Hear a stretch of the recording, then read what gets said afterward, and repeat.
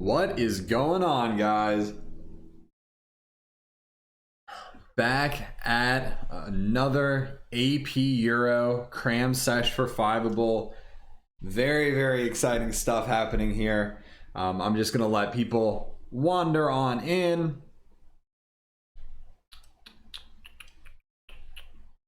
All right. So as we let people kind of come on in here, plan for today, we are going to cover Unit 3 in its entirety. I will also, at the start of the stream, do a little bit of review Unit 2 some, and then go through Unit 3, and we'll talk about the big things there. We'll talk a little bit, look ahead a little bit, talk a little bit about what's going to be happening next week, or on Saturday, I guess. And then we'll rock and roll from there. So we'll wait here a few minutes, let people get on in here, get on into the party, and then we will get started here. I am just gonna go ahead and pop onto the Discord, make sure that we got everybody rocking and rolling here. All right. And as we get in here, I am going to go ahead and throw a poll up onto chat. So what I want, I'm going to cover my face up here for just a second here. I want to know, true or false? At the Council of Trent, the Catholic Church changed corrupt practices and changed religious doctrine. True or false? I want to see what you guys got. The Council of Trent is low-key one of the most important parts of the Reformation. I'm going to put on my Stephen from College Board name tag real quick and just let you guys know that it is almost certain that you're going to see a set of multiple choice questions from the Council of Trent. I would be shocked, I tell you, if you didn't see a set of multiple choice questions. It's also entirely possible to see a short answer question. If you have a DBQ on the Council of Trent, that's very possible you're going to have one of your sources be from the Council of Trent. All in all, it's just very important, and it's one of those things that it's like, it's up there with like knowing about the 95 Theses, in my opinion. I always hit it pretty hard, and want to make sure that we really get a good understanding of it. Okay. So let me check the Discord again. If you are not part of the Discord yet, you absolutely should. Besides just being a great source of information about the class and about Euro, it is also just like such a hub for Fiveable activity. I mean, oh man, there's so much stuff happening on that Discord all the time, guys. It's really, really cool. If you're not there, get on it. If you've never used Discord before, check it out. It is a great place to be. We have 8 people in here. Amazing. I believe I worked out the technical difficulties that we experienced a little bit last week. So hopefully I will just have to have the PowerPoint up there, not in presentation view. So we shall see. Okay, let's go ahead and take a look at the question that I posed for you guys. So I asked you guys, what happened at the Council of Trent? Okay, I'm gonna go ahead and hide the poll. What happened at the Council of Trent? Did the Catholic Church change corrupt practices, and did they change religious doctrine? So this is a really, really typical multiple choice. Obviously, you're not going to see true false questions on the AP exam, but this style of question is really pretty common for a College Board multiple choice question. College Board likes to throw a question at you with multiple different parts, whether it's 2 parts or 3 parts or 4 parts. And the reason why they like to do that is because they really want to see that you guys are reading the question and also reading for understanding. That is a huge part of what they're looking for. It's why they are so particular with the sources on the DBQ and any of the sources they give you for the SAQ, is they really want to make sure that you're reading for understanding. And so this is a really good example of something like that, where there are two parts to this question. It's asking you about corrupt church practices, and it's about asking you change to religious doctrine. And so if you were to just read this quickly, you would read change corrupt church practices and maybe not anything else. And you would say Council of Trent, change corrupt church practices, boom, good to go. Okay, and the reality is that you're really doing yourself a disservice, and you're really kind of shooting yourself in the foot in a lot of ways if you don't read the entire question. Okay, so let's go through this here real quick. So the Council of Trent was effectively, we can say it was effectively the church's answer to the Reformation, right? It was the church saying, all right, the Reformation was really wild. Lots of stuff happened. A lot of our followers are now gone. They are now, either Protestant or they're Calvinists. They're Anglican. All right, what do we do here? And the Council of Trent really wanted, they kind of had the big goal of modernizing the Catholic Church, right? Getting the Catholic Church into a place where people would be happy, happy being practicing Catholics again, right? Turning the volume on my mic just a little bit. All right, there we go. So what happened to the Council of Trent was a few different things happened. Okay, the first was, yes, they did in fact change corrupt church practices. That did happen. We know that they got rid of the selling of indulgences. They can still give out indulgences. They cannot sell them, though. You have to earn them for doing something. We also know that at the Council of Trent, they said, yeah, our priests aren't as educated as they should be. They created seminary schools.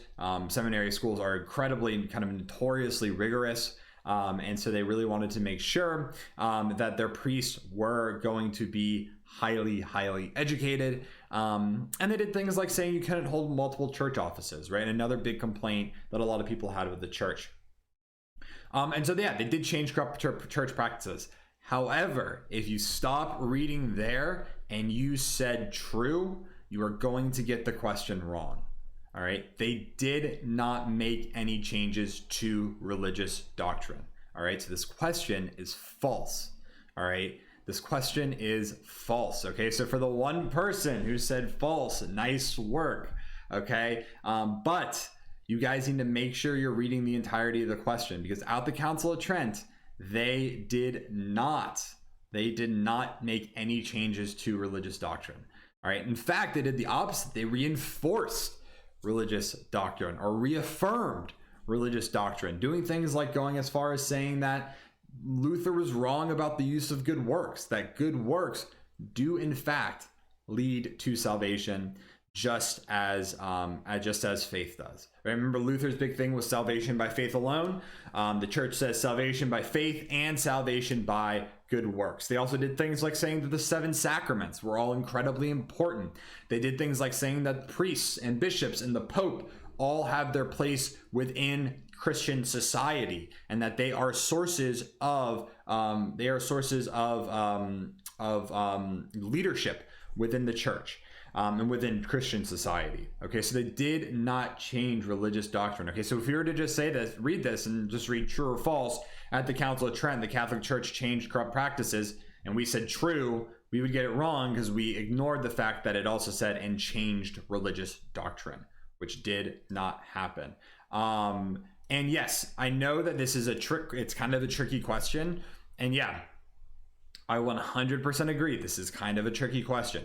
The reason why I like to include questions like this is because College Board will do this. College Board has done this, even with their written questions. They've included, written short answer questions that were also really tricky.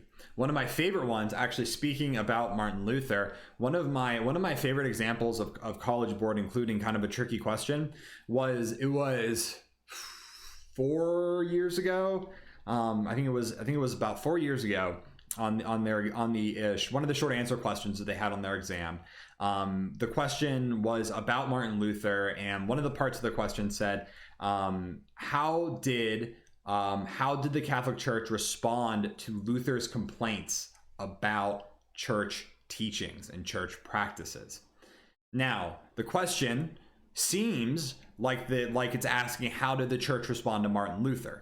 But if you really read the question, what College Board was asking. They didn't want to know how the church responded to Martin Luther. They wanted to know how the church responded to Martin Luther's complaints. That is a really, really key difference. And a lot of people got that part of the short answer question wrong because they did not read for understanding. Okay. Your brain does that, right? Your brain really will read like 75 or 80% of a sentence and then fill in the other 20%. Okay. That was especially going to happen when you're in hour 2 of a 4-hour exam. And, you know, this is all just about being diligent. It's all about saying, you know, let me double check, reread, especially the short answer questions, the DBQ question, the LEQ question. All right, we've all been there where we're writing an essay and we're like halfway through the essay and we're just like, oh crap, am I actually answering the question here, right?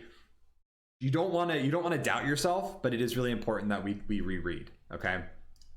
All right. Any questions about that before we rock into Unit 3?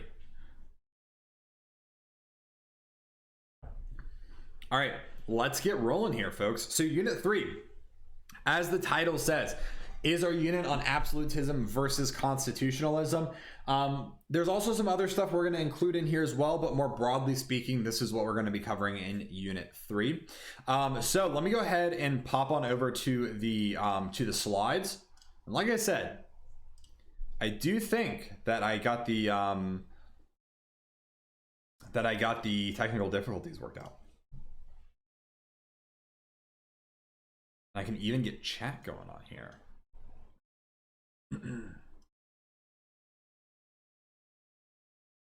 All right. Awesome. So we should all see this. Right. We should all be able to see this just fine. Awesome. Awesome. Awesome. Awesome. Okay. If for some reason you guys are having trouble either hearing me or seeing the slides, just shoot me a message in chat. I do have chat pulled up. So I can see if something's going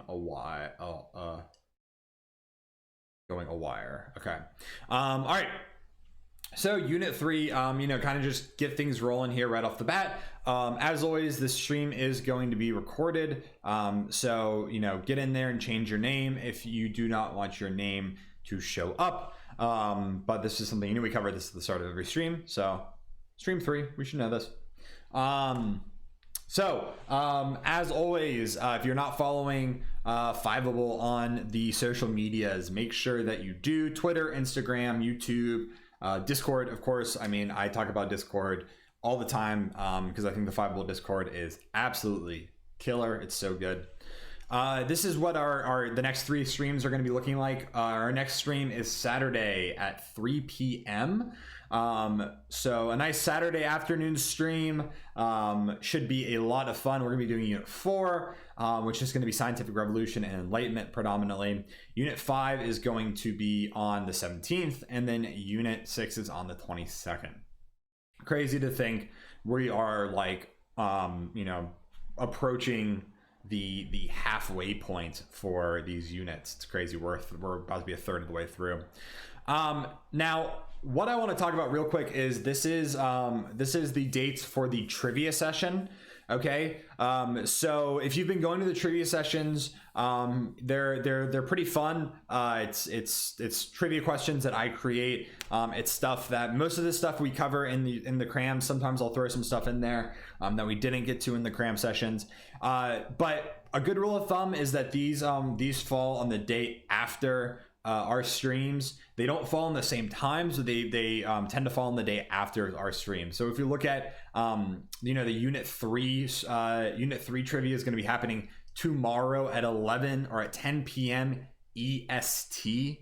Okay, 10 p.m. Eastern time, 11 p.m. Central time. Or not 11 p.m. Central time, 9 p.m. Central time, excuse me, 7 p.m. Pacific time. So if you want to head into the trivias, they're a lot of fun. And like I said, I do create all of that. I do create all that stuff for the trivia sessions. So it's coming right for me. Okay. All right. Questions, comments, or concerns? Questions, comments, or concerns? All right, let's get into this. So, this is going to kind of be our in-depth overview of what we're going to be talking about here. The first thing we're going to look at really is the is life in the 17th century. We're going to really look at what life was like in the 1600s. You know, what how was life kind of progressively changing. Then we're going to look at absolutism. We're starting with absolutism here, looking at the absolutism of Louis XIV. We're going to kind of talk about how is Louis XIV the model absolute king. We'll talk a little bit about mercantilism. We'll talk a little bit about Jean-Baptiste Colbert, his finance minister. Then we're going to switch gears, talk about Peter the Great. We'll talk about kind of the changes that he made. We'll talk about why he's so important. Why do we talk about him along with Louis XIV? And then we will talk about constitutionalism, the English Civil War, and then finish things up with looking at John Locke versus Thomas Hobbes, one of my favorite topics to talk about. And then we'll be done for today. So let me actually do one thing real quick. Let me close that poll up. All right, cool beans. All right, so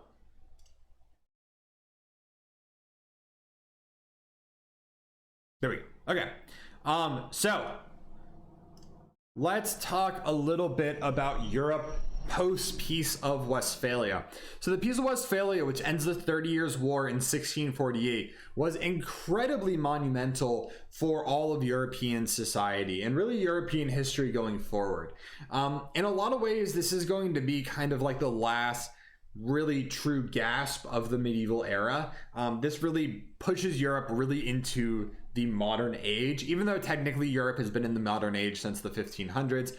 It does a lot of really important stuff. One of the big things it does is it is a huge nation builder. What I mean by that is that, you know, states, countries, they are really starting to kind of see themselves as a collective unit, as a cohesive unit, as a unit that has you know, a country that has culture, that has history, and that really can be defined not just by a region. It can be defined as being part of this larger nation.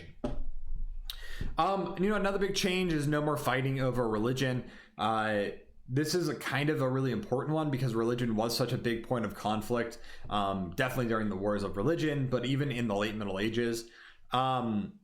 It also solidifies the idea of balance of power. That's BOP in there, is balance of power. I like to use I like to use BOP when I'm talking about you know, balance of power stuff more generally. I'll say you know how this was an example of BOP, because balance of power is really one of those.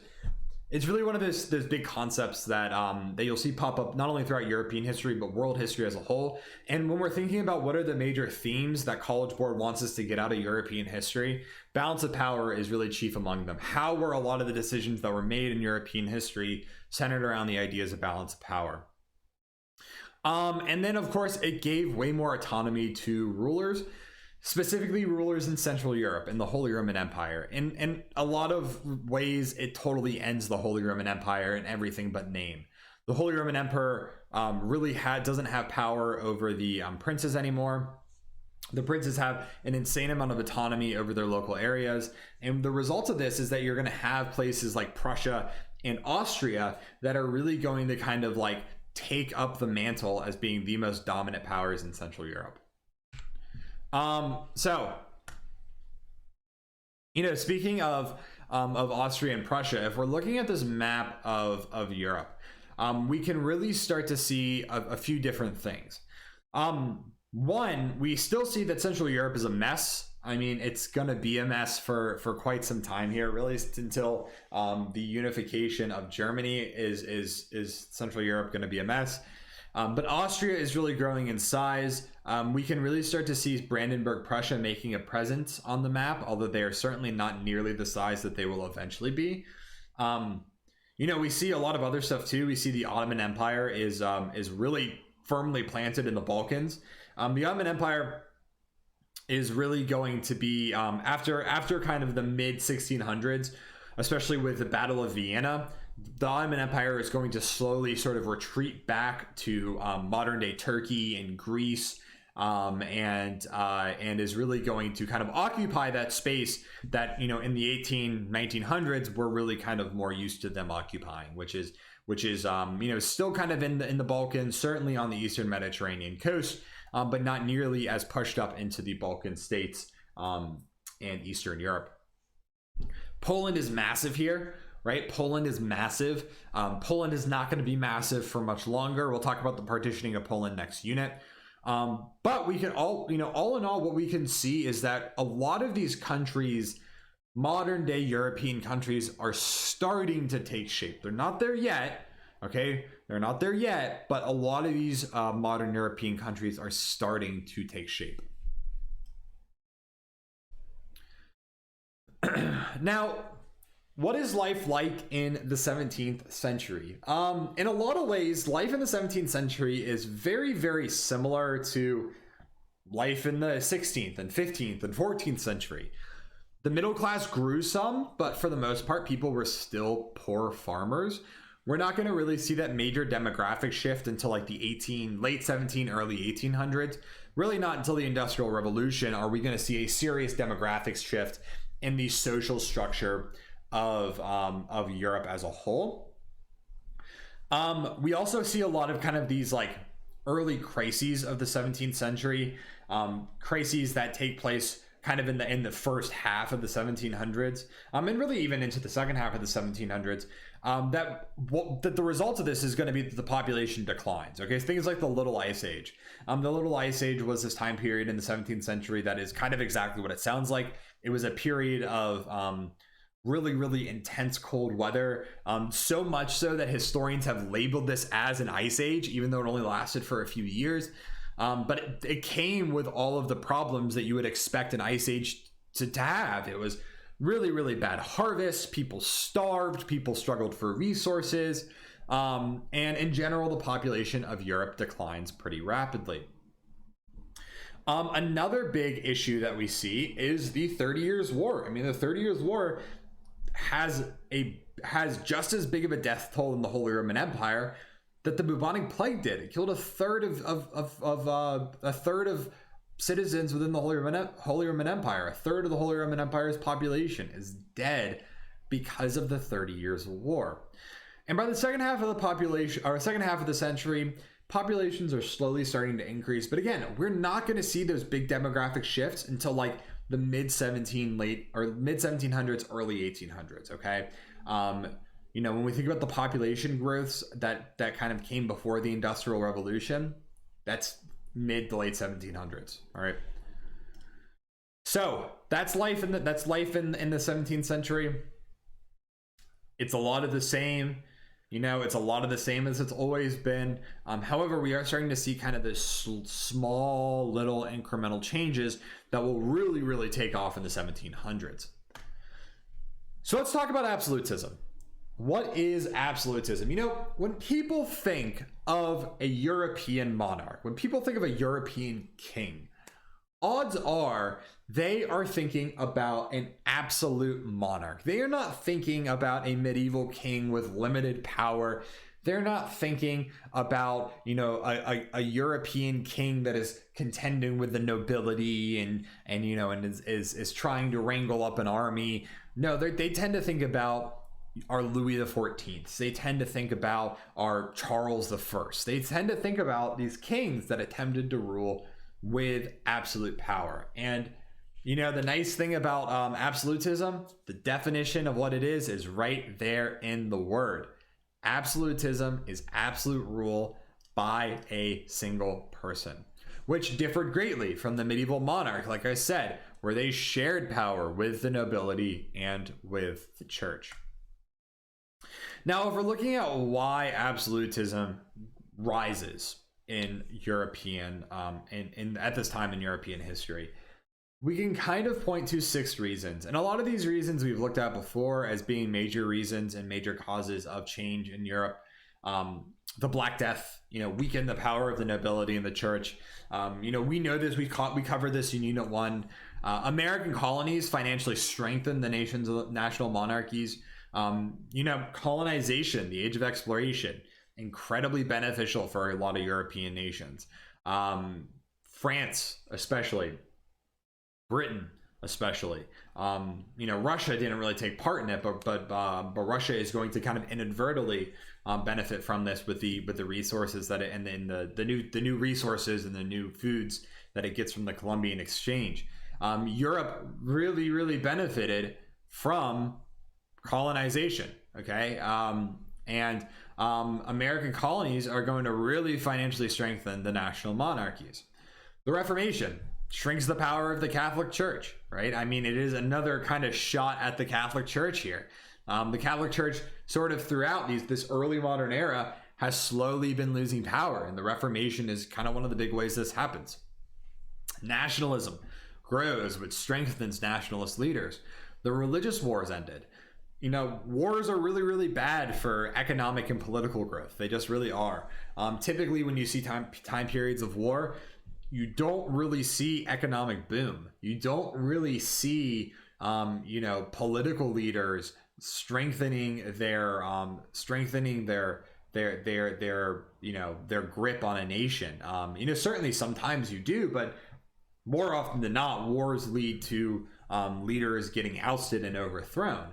And then, of course, religious strife really encourage a strong leader to bring stability to a country, because we think about the importance of religion.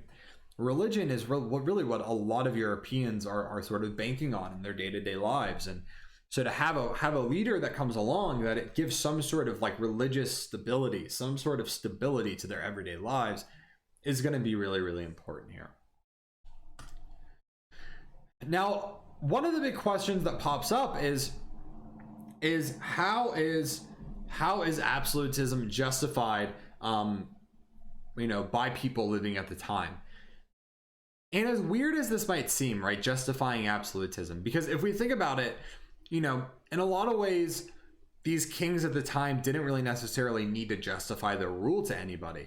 The nature of absolutism is not having to justify anything to anybody. But still, there was this sense that justification was really important for why they were ruling the way they ruled. And the big thing here is divine right. Divine right is the number one way that leaders like Louis XIV were able to do the things that they did. It was their justification. It was, if you know anything about the Crusades, you should know the phrase "God wills it," right? That was like the go-to during the Crusades of the Middle Ages. God wills it. And it's kind of the same idea with divine right? God wills it. God wills me to rule how I want to rule, so I'm going to do the things that I want to do. I'm going to make the Palace of Versailles, and I'm going to revoke the Edict of Nantes, and I'm going to do all this stuff because God wills it. That was what divine right was all about, okay?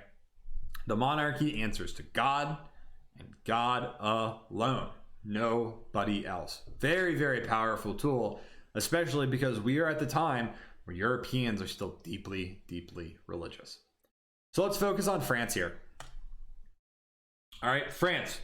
Really, our story has to start with the with our boy over here in the short shorts, Henry IV, Henry of Navarre, the first Bourbon king of France.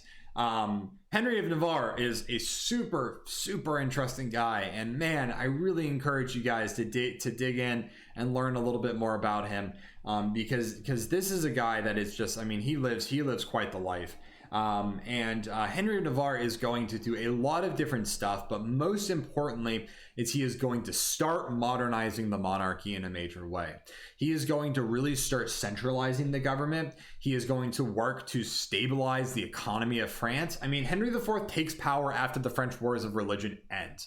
And his big goal is like, look, things have really sucked for the vast majority of French citizens, especially French Huguenots. How can we remedy this? How can we fix this? And one of the big things that he looked to promise was, he was like, and this might be kind of a very typical promise that kings make, but Henry IV was in a lot of ways able to deliver. He says, I want a chicken on the table of every single French peasant every single Sunday. That was like kind of his big goal, right? Everybody's going to have a great Sunday meal, no matter if you're a peasant or if you're the richest of the rich. And he works to really economically stabilize France, which leads to lower food prices, which leads to better standards of living. And in a lot of ways, he starts to create this image that the French monarchy, or the monarchy in general, the king gets stuff done. The king is here to help you. Okay, the king is your friend. The king is someone who cares about you and loves you. Okay, this idea that the king is really looking out for you is really going to be what sells the power of the king. Now, we know that this idea is going to be kind of really take over France and then really quickly burn out with the French Revolution. But this idea is how a lot of absolute monarchs were able to rule successfully. And, you know, even though we would never call Henry IV an absolute monarch, because he wasn't, he was way more about looking to work cooperatively with other political institutions. He set the stage for absolutism. Unfortunately, though, Henry IV dies at a relatively young age. He is assassinated. It's kind of, you know, this is kind of an assassination that the vast majority of France, they really mourn Henry IV. He was a very well-liked king. And then, you know, following this, we have the rise to power of kind of one of the most infamous people in French history and maybe even in literature, Cardinal Richelieu. And if you've ever read the Three Musketeers, or you've seen the play, or you've seen the movie, you know that Cardinal Richelieu is the bad guy in that. And Cardinal Richelieu, also not an absolute monarch, is, again, he's going to set the stage. He's going to majorly set the stage for absolutism. Now, the whole reason why you might be, you know, if this is your first time seeing this, you're like, who is this Cardinal Richelieu guy? How is he even in power? He's a cardinal. Well, Louis XIII is 9 years old at the time that he is made king. Lots of crazy stuff happened around this time. They were at least kind of had the foresight enough to know that a 9-year-old making political decisions is not a good move. And so Cardinal Richelieu ruled as king regent. He pretty much ruled for Louis XIII for really the entirety of his reign. The idea was that once Louis XIII was of age, Cardinal Richelieu would step down from power and Louis XIII would rule for the rest of his life. However, that doesn't happen. Cardinal Richelieu continues to rule effectively for Louis XIII, even after Louis XIII is, like, you know, an adult. Now, Cardinal Richelieu looked to do a bunch of different stuff. He centralized the government. He curbed the power of competing political groups. He totally disbanded private militaries, which was actually something that the nobility was still doing at this time. The nobility had sort of like their own little private militaries. This was a super hangover of the Middle Ages. And Richelieu said, nope, we're done with this. There's one military. It's the French military. It's a standing military. We're not having this anymore. He also kind of looked to reverse a lot of the decisions that Henry IV made, specifically when it came to religion. He revoked a lot of the power of the Huguenots. Previously to Richelieu, the Huguenots were effectively able to practice their faith in peace. They were able to practice their faith without real worry of any serious intervention, without any serious harm coming to them. And Richelieu takes away a lot of this. And then in general, Richelieu is going to work to also curb the power of the Habsburgs. You know, France is long considered to be a Catholic nation at this point. Even so, they take the side of the Protestants during the 30 Years' War, because Richelieu really wanted to curb the power of the Habsburgs. If we look at a map of power in a political map of Europe at this time, France is completely surrounded by the Habsburgs. Now, in 1642, Richelieu dies, and when he dies, a lot had happened in France. The power of the monarchy had increased. The power of the nobility and the Huguenots had decreased. And generally, France was now on the international stage as being one of the most important powers in Europe.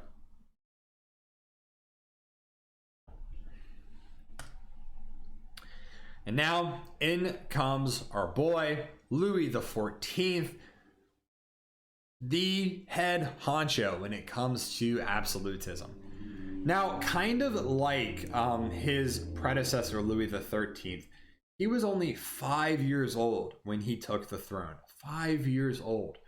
And so this guy, Cardinal Mazarin, rules as regent until 1661. And it's during these early years of Louis's rule that he experiences a really pretty traumatic childhood event. And that is the Fronde, or the Fronde. I'm really not sure how I'm supposed to pronounce it. Still, after 5 years of teaching this class, I still don't know how to pronounce the Fronde. My French is just absolutely atrocious. And so, especially when we get to French Revolution, oof, a lot of really bad French pronunciations. I get Richelieu and Colbert mixed up. It's really easy to get a lot of these. French guys mixed up. Richelieu, Colbert. Especially when we get to like the French Revolution. It's easy to get them mixed up. But yeah, I mean the best way to remember is Cardinal Richelieu. Remember, kind of think about that as his whole name. And then Colbert is just Colbert. So the Fronde, or Fronde, depending on how you're supposed to announce it, and Mazarin too. Yeah, and I'm gonna be honest. I mean, Mazarin is like kind of important. I would say he's on the list. He's on like the maybe list of should you know this person. He does some important. I mean, he's a really important historical figure. 100%. Is he important for 8p Euro? I think there's bigger fish to fry. If you remember him, I think great. I think Mazarin can be a good person to kind of keep in your examples bank in your brain. But the Fronde was a series of noble and peasant revolts, really targeted against the monarchy, targeted and in response to a lot of the stuff that Richelieu had done, right? Take away power from the nobility, really work to also kind of like keep the peasantry in line as peasants. And so the Civil Wars, as all civil wars are, brutal. And it really has a big impact on Louis. Louis kind of realizes that, like, look, people are savages and they need to be kept in line, and it's my job as king to keep them in line. And the Fronde is going to have a huge impact on the way that Louis rules. All right. Lucia says Richelieu has talked about a lot with the 30 Years' War too. I think yes. Richelieu has talked a lot about in the 30 Years' War. I mean, he's the ruler of France. I say ruler of France while the 30 Years' War is happening. So he is really an important guy when it comes to the 30 Years' War. We didn't talk about him as much because we didn't really get into that much detail with the 30 Years' War. But yeah, he's really important. Okay, so looking at our boy Louis here. So Louis is going to officially secure power at the age of 23, and when he secures power, he makes a really important observation. He really realizes early on that he is just not that naturally smart.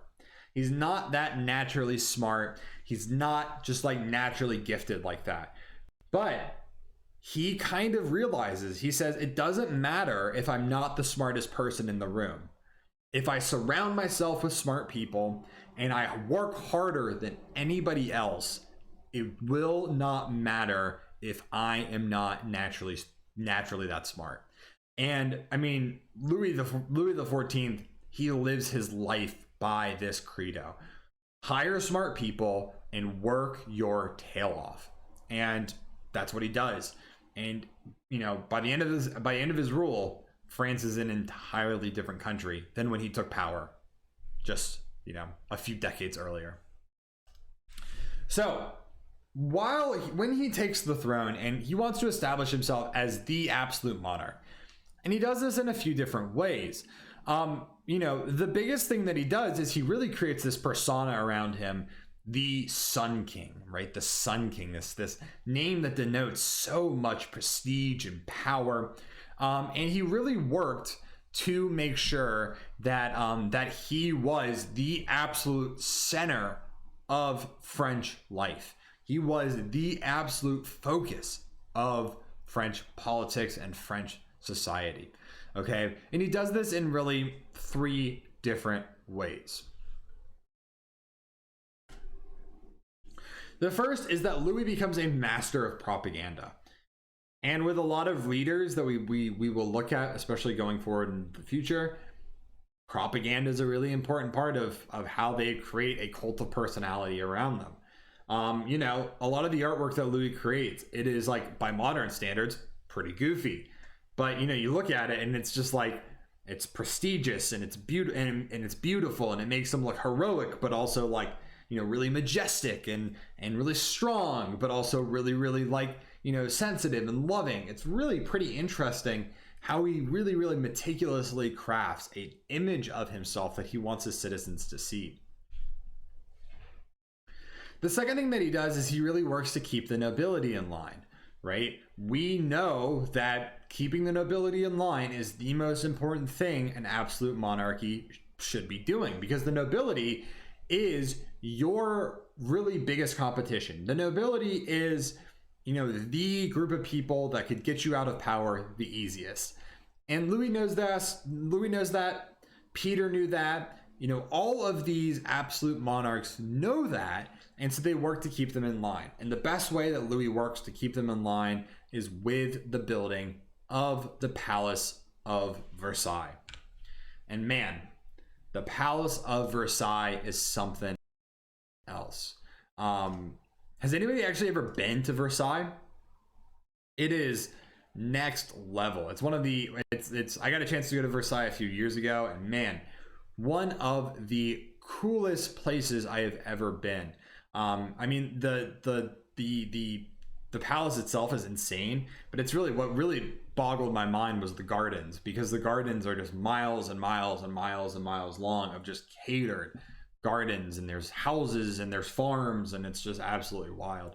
But Versailles and the building of the Palace of Versailles was really while it was, you know, to increase his prestige and to create an image around himself, it was also very, very much about creating a place that the nobility had to go to, and the nobility were required to spend a few months out of the year in Versailles, where Louis could really keep an eye on them. Louis could really, really keep an eye and make sure that these guys were doing what they were supposed to be doing. It was also a place that he could really just like say, hey, look how fancy all this stuff is. Look at this nice dining room. Look at this nice room, right? Let's have some nice meals. Let's drink some wine. Let's hang out. It's a place where he could keep the nobility fat and happy. It's where he could keep the nobility fed. It's where he could keep them entertained. And if that all was happening, he could do whatever he wanted to do, right? The nobility is distracted. You do whatever you want to do. And so the Palace of Versailles, besides being a place that increased the prestige of Louis, also really kept the nobility in check. And oh man, does it become a symbol of the monarchy. You know, this is going to be a central point of conversation with the French Revolution. And Louis XIV really makes sure that this is the French monarchy in a physical place. Now, the third way that he keeps people in line is with religious conformity. Revoking the Edict of Nantes, Louis XIV famously had this idea: one king, one law, one faith. Okay, this was his idea of, like, you know, how do we keep things copacetic? How do we keep things even keeled? Well, there's one faith, right? Everybody's Catholic. And to be honest, Louis really didn't care that much about religion. He was not a religious guy, but he knew that religion served a very, very important role in society. And his idea, which was kind of a very different idea than like someone like Elizabeth I or Henry IV, was mandating one religion would keep people together and keep people in line. As a result, You have a lot of Huguenots that flee to America, as do a lot of Protestants at this time. They flee Europe and go to the Americas. But this idea of France being a Catholic nation, you know, again, we'll talk about that with the French Revolution. Now, switching gears a little bit, let's talk about Jean-Baptiste Colbert and French mercantilism. Mercantilism is the basic idea that the power and the wealth, or the power of a country, is measured not by their military, but by their wealth in gold and silver, and that wealth is the biggest indicator for the power of a country, and that really a country should never ever be spending money. A country should only be making money, which is kind of a really short-term mentality to take. But mercantilism is going to be the defining economic ideology for about 200 years, up until capitalism really becomes popularized in the 1800s. Now, Jean-Baptiste Colbert is probably one of the most important economic people that we need to know for this class. I mean, this guy was an economic whiz. This is a perfect example of Louis surrounding himself with smart people, right? He really worked to establish French industries, to grow French industry. He wanted to regulate trade. He placed high tariffs on imports and exports, or high tariffs on imports, excuse me.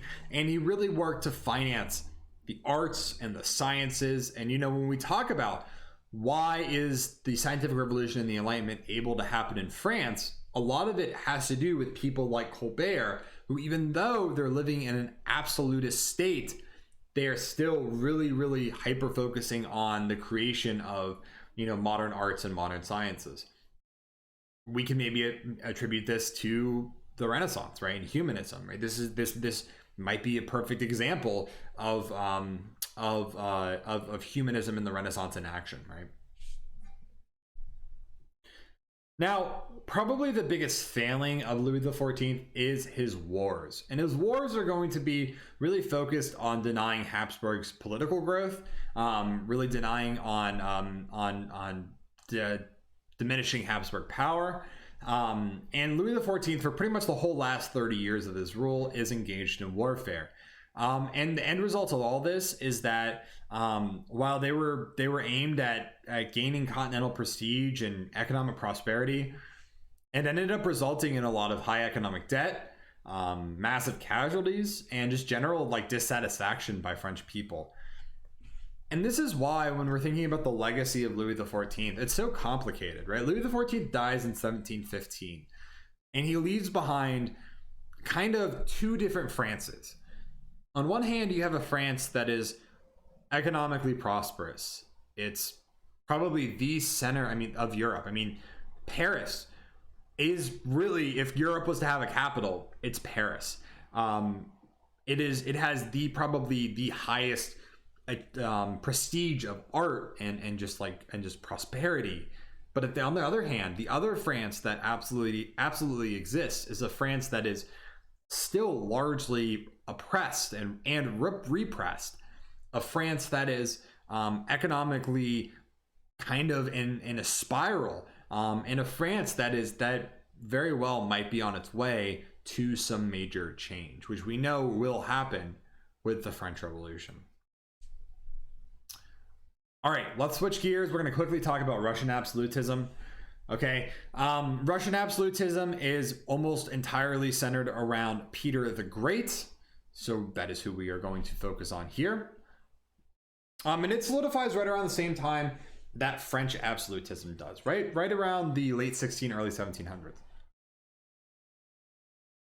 Now,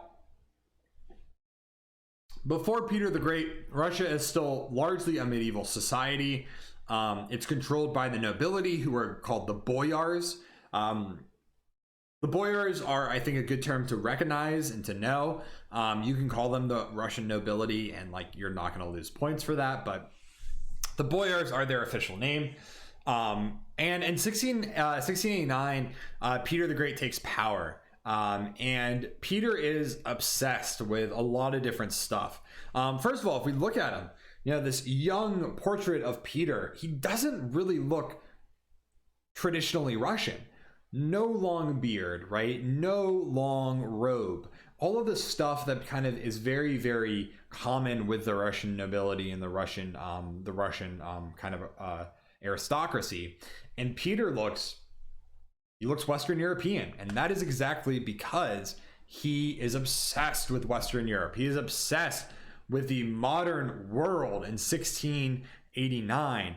And so from 1697 right until about 1715, Peter goes, or right until 1700, Peter goes on this about 2-year long pretty much expedition of Europe, in which he travels around all of Western Europe. He goes to the Netherlands, he goes to England, he goes to France, he goes to Germany.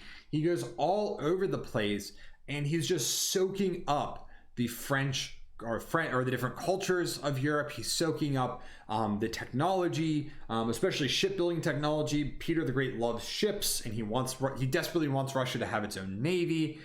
He's learning about modern science and modern medicine and modern poetry and art. And when he comes back to Russia, he comes back with a lot of ideas and kind of one really, really big thing that is just front and center in his mind. And that is that Russia is backwards and that it needs to westernize. And so Peter the Great has 4 main goals for Russia. The first is that he wants to tame the power of the boyars, much like Louis XIV, gain secular control over the Russian Orthodox Church, reorganize the internal structure of the government, and then develop the Russian economy. And in a lot of ways, he does all these things. He does tame the power of the boyars. He famously goes around and cuts off all their beards. Not all of them. He pretty much says, if you want to have a beard, you have to pay a tax on it. He also establishes the table of ranks, which says that if you want a high power position in the government or in the military, you actually have to earn it. It's not just going to be given to you. He also works to totally modernize the Russian military. He develops a Russian navy. He establishes a warm water port at the port of St. Petersburg. And by the time that Peter dies, he has turned Russia into, dare I say, a modern European state. However, the big issue is that Peter dies, and the next few czars are really not that powerful, and Russia is going to kind of slip back into a lot of its older medieval ways, with the boyars taking back some of their power. Also, in very kind of traditional Russian, traditional Russian tradition, Peter the Great does kill his son. Maybe not, he doesn't directly kill his son, but he orders his son to be killed, Alexei, who was trying to escape, did not want anything to do with Russia, was trying to escape Russia, gets caught, rounded up, and then beaten to death. Again, probably not killed, physically by Peter, but certainly gives the thumbs up on it. Peter is going to die of a cold from jumping into the freezing Arctic Bay of St. Petersburg to save a sailor who fell off of the ship. Peter is just such a wild dude. Again, another one of these people that if you don't know a lot about Peter, check him out. Really, really interesting guy. So that's absolutism kind of in a nutshell. This is something that we can review later on, especially with the Cram session, the Cram session finale, where we will have 5 hours to review this entire class as well as all the exam. So if we have more questions about it, we can focus on it then. But I want to switch gears and talk about constitutionalism with our last few minutes. So constitutionalism is the major competing ideology of the 17th and 18th century. Constitutionalism, excuse me, been talking too much. What that means is that is a government that is limited by a body of law, also known as a constitution. Now, while we see this happen predominantly in England at first, it is going to spread to other countries, okay? Namely the United States, right? The United States is the first, the first country really in the Western world that adopts a government without a king that's governed by a constitution. We're going to see it eventually make its way to, France with the French Revolution. We're going to see it make its way to Germany. We're going to see it make its way eventually, albeit very late, to Russia. Now, the whole reason why constitutionalism is even a thing is because of the Magna Carta, which was established in 1215. So this is something from the Middle Ages. This said that the king could not raise taxes without approval, and that also the king must govern according to the law. And this Great Council, which was the government the body that approved the raising of taxes, made up by the nobility, is going to eventually become the English Parliament. Now, following the death of Elizabeth I, who dies in 1603, the throne is going to pass to the Stuart family. Namely, it's going to pass through this guy here, James I, who is a relative of Elizabeth I. He is next in line on the throne. James VI of Scotland becomes James I of England.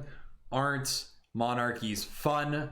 All right, we now have a James VI of Scotland as well as a James I of England. Very, very fun stuff. But he's going to rule for just about 20 years. And the issue is that he wanted to rule as an absolute king. Now, he's been doing this for 30 years in Scotland. He's like, all right, I've been ruling as an absolute king for 30 years. Might as well bring it over to England. I'll rule as an absolute king there. He also believed firmly in divine right. But the issue is that the English Parliament existed. And the English Parliament is going to say, no, Mr. James, you cannot rule as an absolute monarch.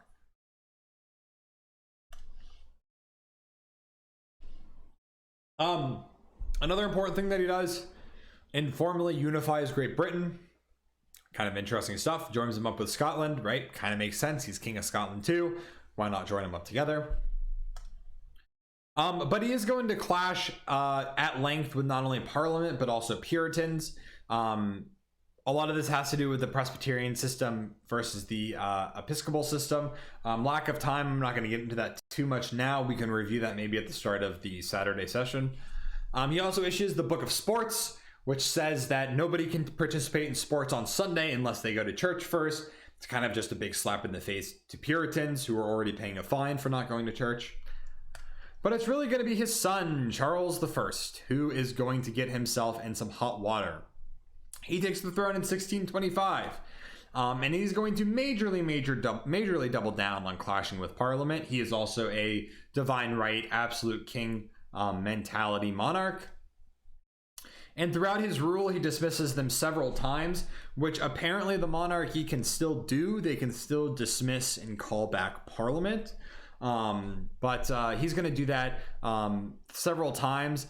Eventually, he's going to have to try. He's going to have going to attempt to try to have Parliament all arrested. This eventually leads us to the big bad English Civil War. Now, the English Civil War is exactly what it sounds like. It is a civil war that lasts from 42 to 48. And really, we have two major factions here. We have the Cavaliers, those that side with the king. We have the Roundheads, those that side with the Parliament. I've always thought that the Cavaliers is an infinitely better name than the Roundheads. Somehow Parliament got the short end of the stick there. But this was an incredibly brutal and bloody civil war that is also taking place during the Little Ice Age and a resurgence of the bubonic plague. So it's like all of the bad things are happening all at once. But what's going to happen here is we see the New Model Army being raised by Oliver Cromwell, who is a Puritan. And the eventual end of this is that Charles I does get the chop. He is executed.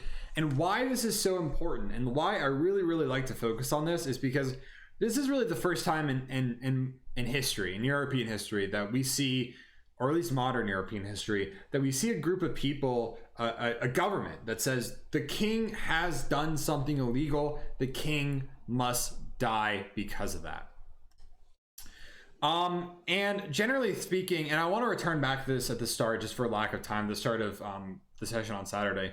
When we think about the English Civil War, we really need to think about the power of Parliament and the fact that the people of England, or the ruling people of England, chose to not have a king that had too much power. Now, eventually, we are going to see restoration of the monarchy. Okay, Parliament sees another civil war on the horizon, so they call in the son of Charles I, Charles II, to take back the throne. He's like, look, you killed my dad. I'm not going to do anything crazy. You guys don't need to worry too much about me. Tries to really, really stay in his lane. But it's going to be James II, who is the other son of Charles I, who is going to cause some real problems. And the big problem that James II has, he is Catholic. And even worse, he has a Catholic son. And Parliament is like, look, we just solved this whole Anglican thing. We cannot have not only a Catholic king, but potentially a whole line of Catholic kings. That is just religious war through and through. Bring on in the Glorious Revolution. The Glorious Revolution was Parliament removing the tyrannical James II, which, was he actually tyrannical?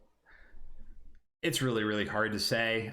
Really, honestly, this was a religious decision more than anything else, and replaces him with historical power couple William and Mary. Yes, one of our big historical power couples, William and Mary, who come in and they are going to be greeted with a parade and with flowers and with bands playing as they kick James II off the throne and take power for themselves. Right? This is the Glorious Revolution in full force. Called the Glorious Revolution because it's effectively bloodless. They took the throne on the condition that they signed the English Bill of Rights, which, besides outlining basic rights for all of England, also pretty much gave power, all legislative power, to Parliament.